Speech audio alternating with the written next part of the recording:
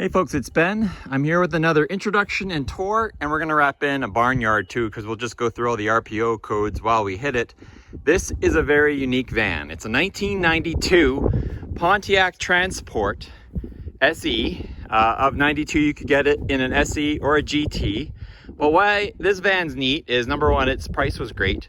I bought it for $650 Canadian, so that's really great. Number two, it is a no option van, which actually makes it fairly rare. Maybe not desirable, but rare. 301, I believe, were made in 1992. Out of the 41,000 vans that were made, 300 or so were actually a no option van. So we'll get into the lack of options here in a second. But let's kind of start at the outside here. It has 466,000 kilometers, which I'll go ahead and talk, put across the bottom here, or I'll talk about it with the dash here. So we're gonna have some issues, right? We got a little bit more body gap than usual here on the bumper. You can kind of lift it up by the front. So we've got some adjustments that we can do to fix that. We are talking 15-inch wheels with hubcaps. I think for 92, 15s were standard across the board. So, and we happen to be mounted on snow tires. So that's fairly cool. I like the Transports for their body cladding. They're very easy to two-tone as well. I don't know what we're going to do with the white yet, but something. I have a feeling we might wrap it or change it, because I already have a white van, right? So there's that. Mirrors are in great shape. The windshield, as long as I didn't break it bringing it home, is new and untouched and unscratched. So that's wonderful. The roof has got typical van fading that you'd expect. This is dull.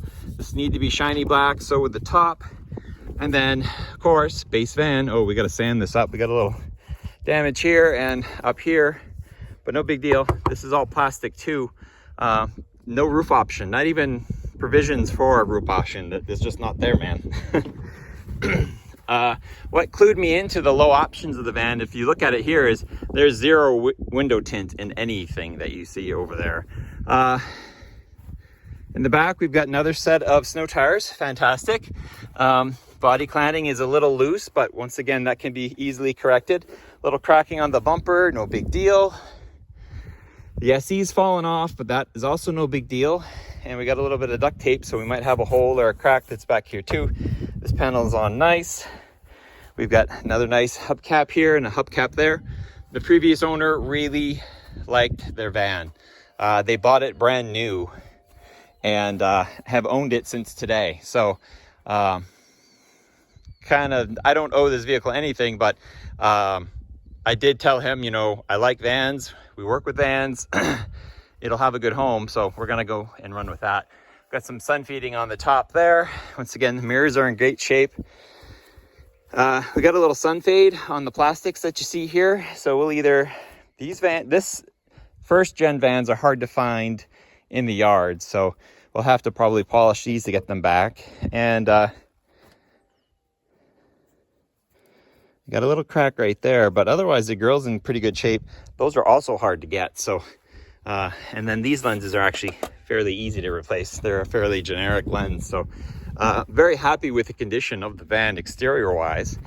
Underneath is another little feature, and this is where the owner had the most concerns. And we do have, how do I say, quite a bit of rust, but not like, oh, I'm gonna die rust. A lot of surface scale, and part of the process that we're going to be doing here is getting it up on all fours, up high, and we'll come underneath here and we're going to work with it here. The key components that I'm looking for, where body bolt areas are okay, where our subframe matches to the body, and even these are actually still there, which is my first sign is like, well, these are still here. Usually those are gone. Yeah, it's a little weak up here for sure. But those rust out. They're not structural, but they're used to jack up on. But the main frame is fine, or pretty good. We are crusty, but we'll really poke at that later in a different video. But fundamentally, I think we're okay. Coming to the back, we're also dealing with some typical, there's a lot of rust, but it hasn't gotten to the point that it's gonna die yet. There's still lots of metal here on the subframe assembly. So I'm not overly scared of that amount of rust. The rear suspension seems to be fine, but we do have a brake leak. So it's first rule of order will be to repair that so that it can at least be yard drivable. But honestly, it's just a lot of this, which is not great, but let's not forget our price too, right? So that's pretty neat. Let's go take a look at the inside. It's bright red. No option van. So we're not looking at power windows, no power locks of any sort, no tint windows. The windows are, the mirrors are manual. Let's have a seat here and see how much we can see in the sun here. The headliner, as always, for these vans, has collapsed. So that'll be one thing the missus does. There's no reading. Oh, there's a reading lamp back there. There is no, my van doesn't have a light this far up. Headliner will need to be repaired. Speakers, and we have a little bit of curling of the dash, which is fairly normal. And then I believe the hinges weren't quite right on that. Ooh, that might be an owner's manual. That's cool if it is. Here we can look in and see our mileage, where it says it has 455, 213, but he said he unplugged it for about 20,000 kilometers, so give or take, right? It is a 3-speed, so we are talking a 2.8 liter, or I'm sorry, 3.1 liter, and no air conditioning at all, just to essentially move the ducts around. We'll see how well this works. We hope that this doesn't break, because there's no way you're going to find a used one. I think I've seen one on the internet. One of the van group guys has one, and we didn't believe him, but yeah, it's probably just like that. Here are my RPO codes. There's not a lot of them, which is nice, I guess. 4 rows, and then the original dealer sticker on there, so that was fairly cool. And then also another dealer sticker there. Fuse panels, drinks. This is neat because it has the first generation console. So that pulls out. I guess you're limited by weight, but not by height. Where on my other van, you're limited by height, but not by weight. Ashtray is not there anymore. This looks like a seal of some kind. A fuse. We have keys. So that's pretty cool. It does have a cigarette lighter. I'm guessing that these are default options, so delay wipers and rear wipers there. And then we have our interior lights and other lights here, and the dome light on or off switch. Another door that the seats are in amazing shape, and I follow a guy that does junk cars, and you can tell people love their cars by how their seats are, and these are in excellent condition. I just love them. And then coming around back, we'll come around the outside there, and we'll take a look at this, which is also rare, a bench seat. Oh no, we might be looking at an option here.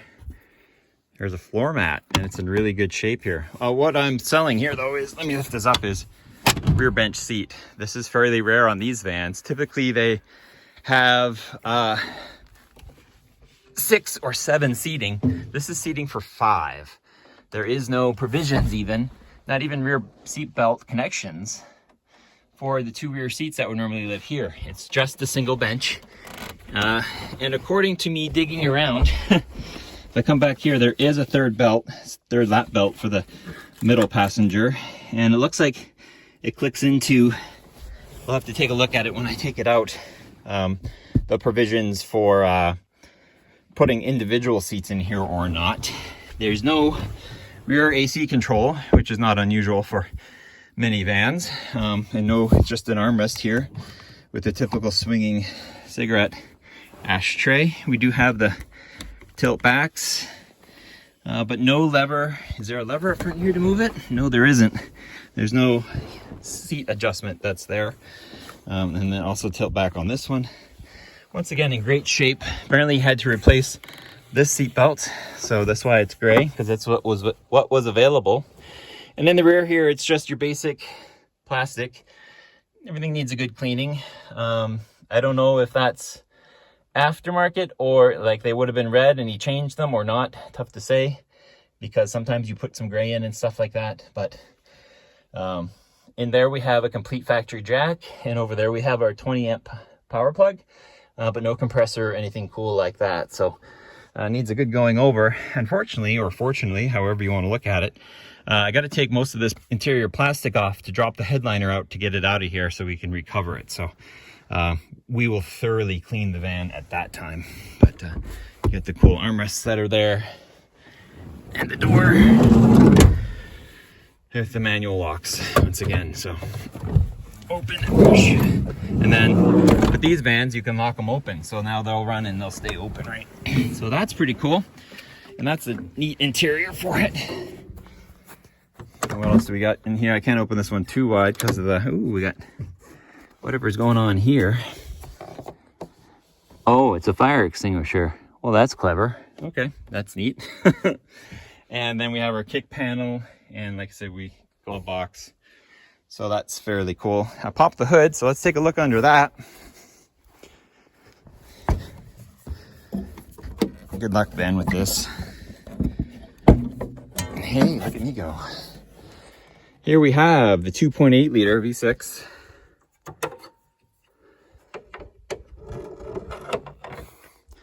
Put the prop rod up. We got the 2.8 liter V6 with all its intake piping, and it's got this big air dampener here. I've never had, I'm sorry, it's a 3.1. It's derived from a 2.8.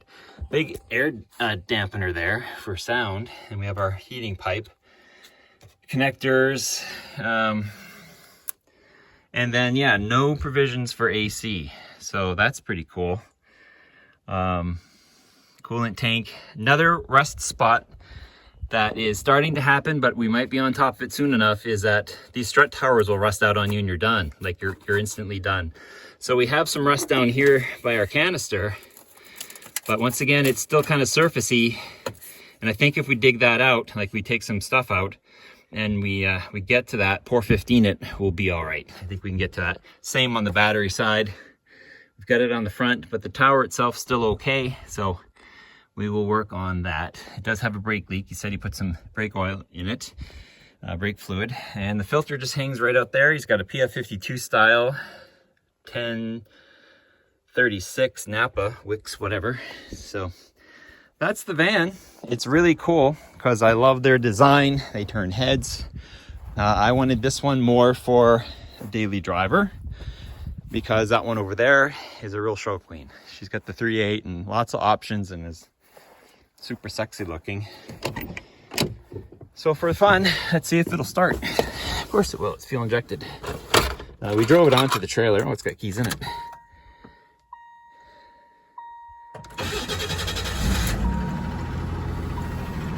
We got a little knocking. The engine has never been rebuilt or replaced. Same with the transmission. So we do have a pretty good knock. It does go away with little time. But we might be looking at oil pressure.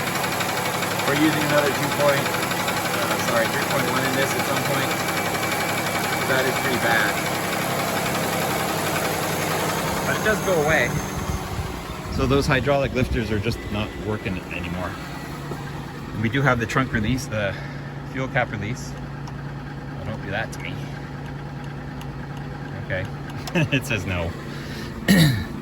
And don't use the park brake because that's apparently not currently functional. And we got a cool stereo in it as well. Ooh, MP3, Alpine. Let's hope for Bluetooth, right? Oh, you can turn off now. Or somehow, something. No volume.